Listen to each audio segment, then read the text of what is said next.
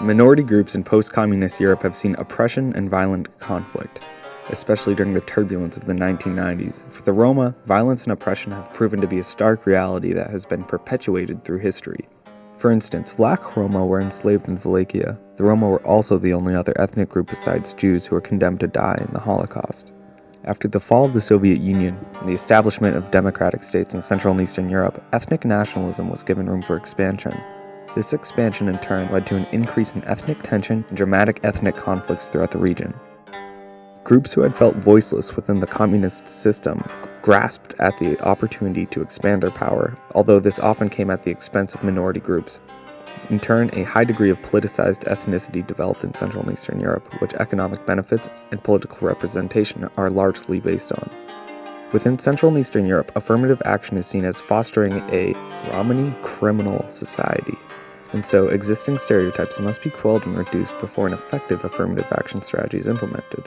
Barring that, radical ethnic nationalists construe alleviation attempts as subversive to the nation's interests, since Roma are not considered countrymen, but rather as an other.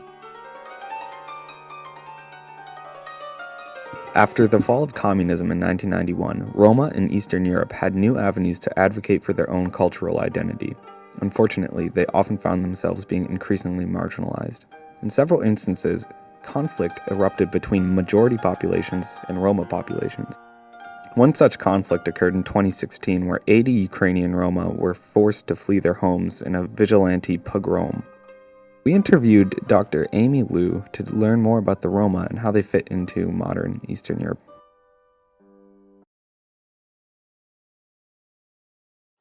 I think they're generally not liked across Eastern Europe as a whole, and it's hard to actually get reliable survey data, in part because people don't want to be honest about how much they dislike Romas.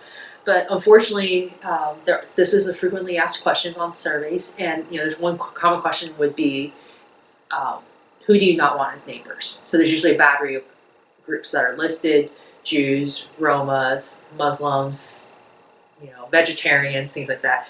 And what we do see is unfortunately, a very steady increase over time of Romas being named as undesirable neighbors.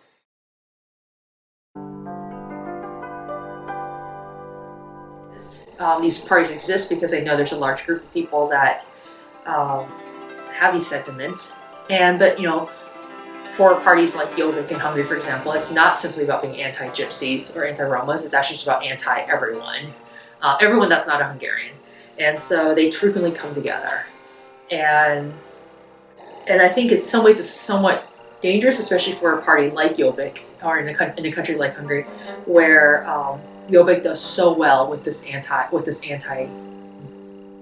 hateful message, that a party like Fidesz, the governing party, has actually had to move right and adopt these positions to compete with this party for those votes too.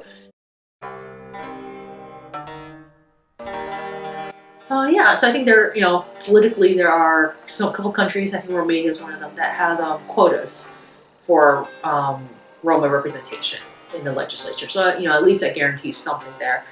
I think in Slovakia there were a few big parties, mainstream non-ethnic parties, but mainstream large parties that actually did champion for Roma issues and started bringing Roma politicians on board. So there are that. Some of it, there are some politicians and some parties that actually do work to try to promote these programs, but I think it's still pretty much too far and too few.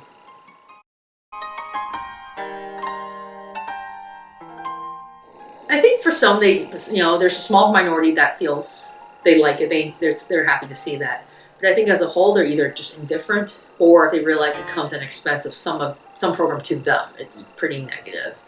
I remember there was a politician that once said, for every one Roma vote I get, in terms of like advocating for policy and trying to get that one Roma vote, I lose 2 Hungarian votes. So why do I do it?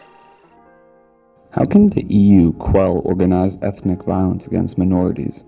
This question is difficult to answer because on the one hand, affirmative action policies are the fair and liberal way to alleviate the burdens of ethnicity on minority groups.